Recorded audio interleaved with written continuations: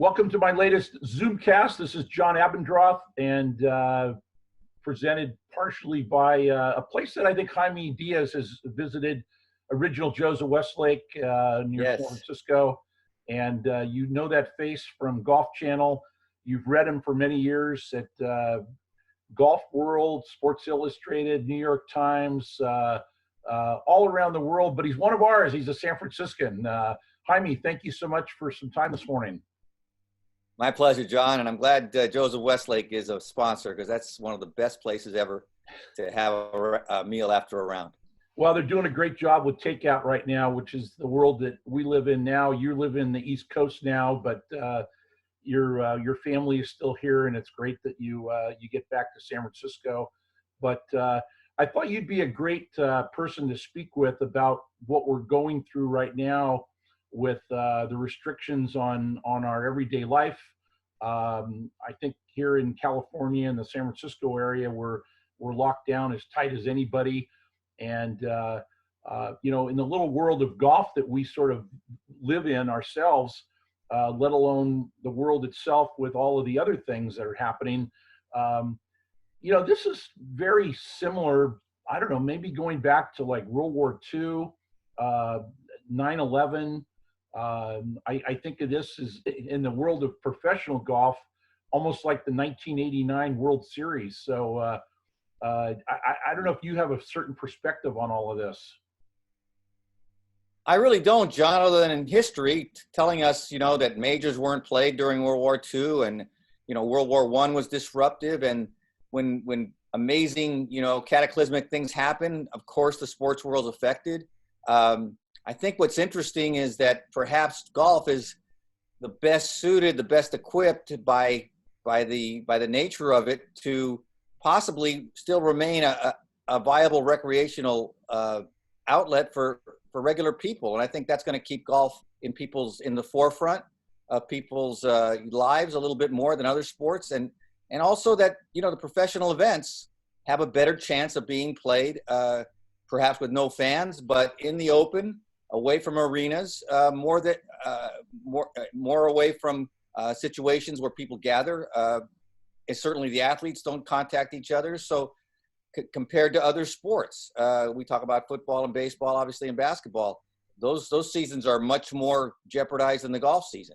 So I think golf, obviously this is an awful thing, but relative to sports and relative to recreation, golf has actually probably risen in stature a bit. Yeah, I agree. And, you know, for the recreational golfers or the non-professional level, you know, the rules of golf are going to have to be adapted in some way, because they're in what they're talking about opening golf courses in San Francisco the week of May 4th, next week, related to how we're recording right now, that there will not be any bunker rakes. You're not allowed to touch the flagstick. There'll be a little cup liner or foam that will have the golf ball not go to the bottom of the cup. So, you know, you're not posting your scores. You know, competitions can't necessarily happen because that doesn't fall under the rules of golf.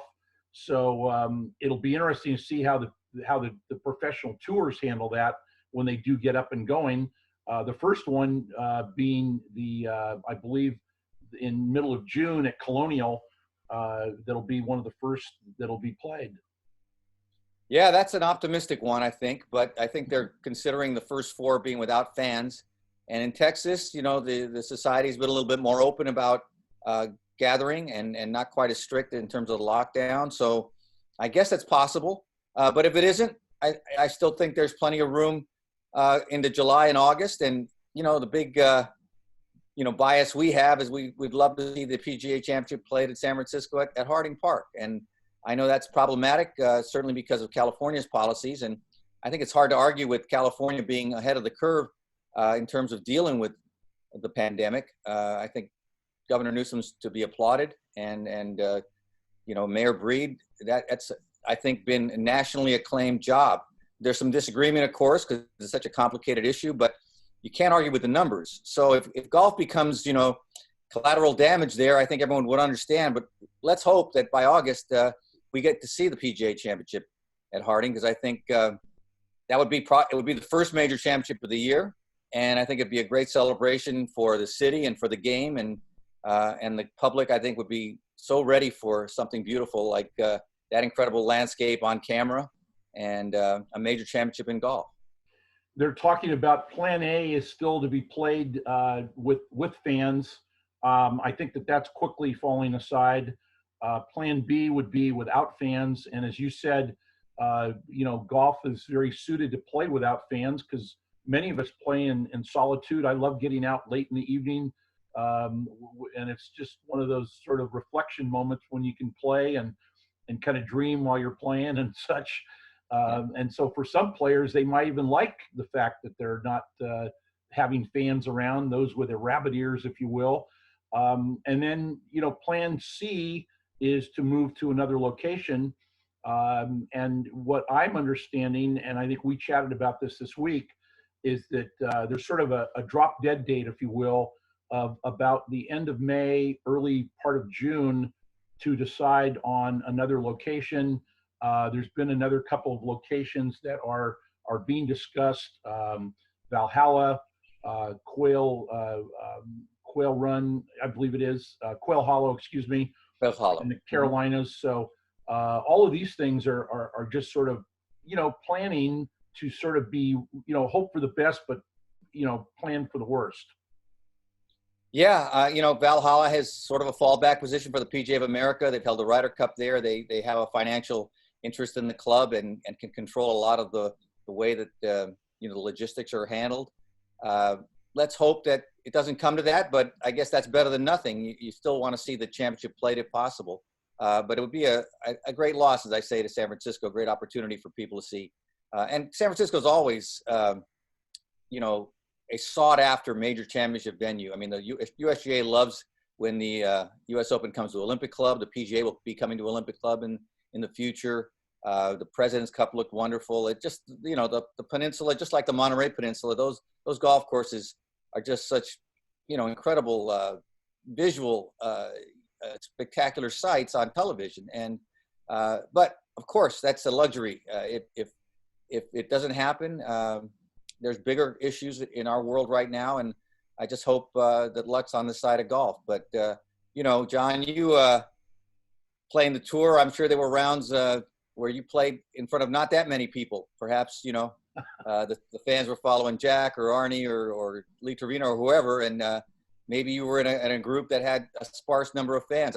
I doubt it was a big distraction, or as you say, it might have even been more comfortable to play without fans. What was your personal reflection on playing professional events without fans? Well, I enjoyed it because it gave you a certain amount of energy, but certainly I played in events, be it professional events like in New Zealand or in Fiji, where there was literally no fans, and certainly mini tours where it was like a wife or a brother-in-law was out there, and that was about it. So it was no fans. And I got plenty of stories. That's another time for another whole thing. I'll point out that my research department went to work.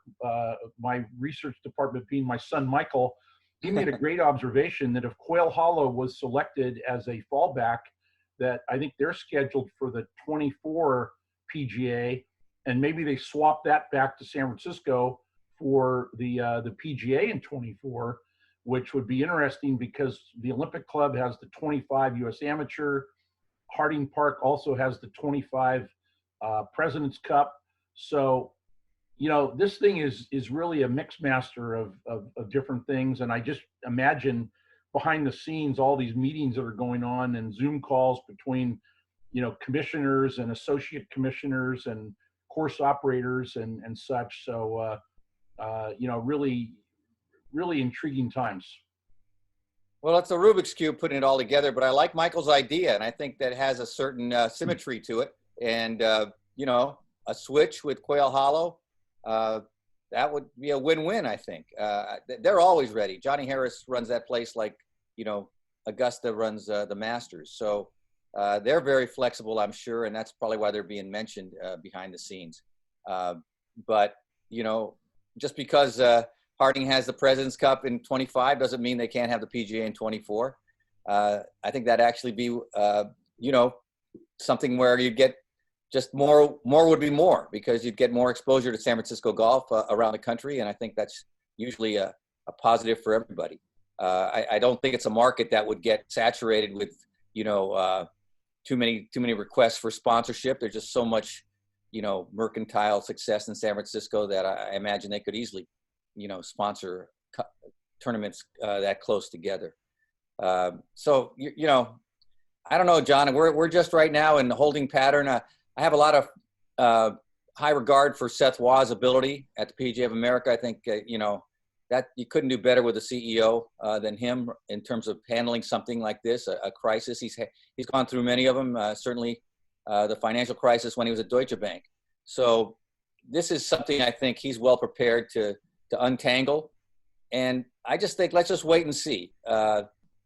If it doesn't happen, it's one of those things where this year has been just chaotic for us in so many ways. And I don't think it would be traumatic. It would just be kind of a sad thing for the people who prepare for this tournament in San Francisco. But, golf will go on and life will go on. And we'll look back at 2020, with sort of an asterisk. And just as we look back at 9/11 and remember a lot of, great things that happened because so many people stepped up in crisis. But let's just hope it comes together by August.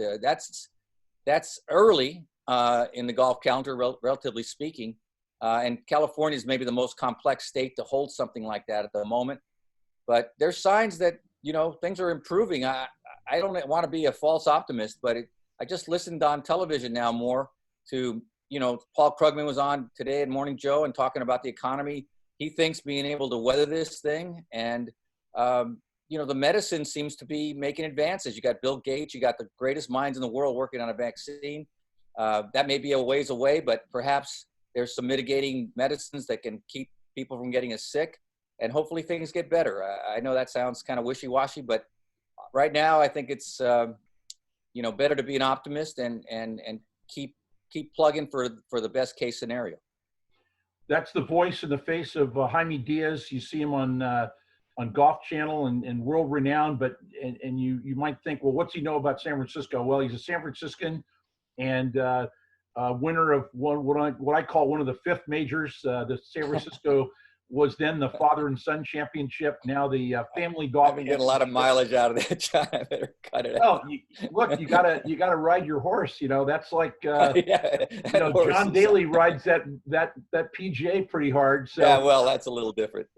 He's got two of them too. Yeah, but thanks for mentioning that. No, the father and son, and as long as we're handing out kudos to you for keeping those kind of tournaments around San Francisco alive. It takes, altruism and philanthropy, and you've been, behind the scenes, not getting enough credit for that. So let me give you a shout out for doing a lot of selfless things for golf in the Bay Area. All right. We're even on that one. How about one last set of topics for you? Okay, it's a game, but it's also a business. How about, sponsors dropping out? I'm reading that there's not going to be a qualifying school and access for young players to get on to like the Korn Ferry or the PGA Tour and other tours, that they're going to change careers. European Tour is probably getting hit harder than the PGA Tour here, the Women's Tour. I think there's going to be a lot of changes and I mean, certainly we know the schedule for 2020 is going to change dramatically, but I think maybe down the road we're looking at a residual, if you will, a wave of changes as well. That's true, John. I don't think it's avoidable that some people are going to get hurt. Obviously, we know about the small business owner in America is feeling it more than anyone, and I imagine the medium level to small level public course is going to be hurting. Although, I think it's across the board. Golf is about discretionary income, and when people have less, golf is hurt. So I just hope that at the moment people have a rainy day fund that they can get through this thing and keep it going, and that perhaps customers will be, aware that this is the time that these type of places need support. But to your point about the tours and everything, I think there's going to be probably some kind of consolidation. The European Tour is been on the ropes in many ways for a while. the Ryder Cup being played is important to the European Tour this year. You know, there's a lot of players who have already said, you know, we prefer not to play with fans because of the nature of the Ryder Cup being such a spectator event, spectator oriented in terms of the enthusiasm and the noise and everything else. But the European Tour needs that money. And I kind of think the odds are in favor of it being played, perhaps with no fans, but on television and in a way that the European Tour can collect something that's going to be keeping it going, hopefully, going forward. And if it doesn't keep going, there'll be some sort of consolidation where, you know, the tours around the world will absorb it. Perhaps it becomes a secondary tour for the PGA Tour. Who knows? But that's been discussed in the past as well. I hope that people aren't changing careers if they've chosen golf because of this, and that, you know, there will be a period of definite recovery that's going to be hard, and I'm sure it'll have some fallout, but I just hope the mass of, you know, golf pros and golf customers, golfers can hang in there through this, and maybe golf comes back in some ways a little better, perhaps a little smaller, but maybe some of those simple things that we all were drawn to the game to. For example, those afternoon rounds you were talking about, I'm not saying you bring back those romantically, but the simplicity of the game sometimes is what really keeps it going. And maybe as golf gets a little simpler, maybe a little less expensive, maybe not, the course is not necessarily as manicured to the same extent. You know, for those who stay with the game, it might actually be a better game. So again, we always find a way to adapt. We're human beings that deal with change all the time. And when the change is cataclysmic, often the best ideas come out of that. So perhaps golf will make some improvements that we can't foresee right now, but might actually make it a game that's better for the golfer. We'll try to end this on a positive note, maybe a couple of anecdotes that you've heard of what players are doing to stay busy. I've seen a couple of videos from Padraig Harrington. One was about a 5-minute expose of him cleaning out his golf bag and getting a new bag ready, and then him practicing in his backyard at his estate. And in one video, he was hitting over the house, and he took a full swing, by the way. This wasn't just a 30-yard chip shot that would be for me to hit over my house, but he was able to look like a 150-yard shot. So curious if you've heard any cute stories about, I've seen all these putting contests indoors and a lot of those things, but any players that you're hearing about or from? Well, you know, I've talked to Peter Malnati. He's a good young player out there, one of the great putters. But he's, you know, using this period. I mean, he's in a position where he wants to keep his card, and you know, he's a guy who's a journeyman. Very proud to be on the PGA Tour, but you know, has to really play hard to stay out there. And you know, he's using it as a time to think and contemplate and work on his game quietly. He's got not a launch monitor, but a simulator in his house, and he's trying to, you know, really use this time to hone something that, and you know, you hear about this in periods over, you know, a lot of great players' careers where they had a moment of pause where they got a chance to either think about their game or work on a swing change or something that actually furthered their career going forward. You see it a lot in the transition from the regular tour to the PGA Tour champions. I remember when Lee Trevino, he was in television after he kind of stopped playing the regular tour for a couple of years, really pointing to the senior tour and really got his game honed and came out firing and played some of the best golf of his life from 50 on for a while.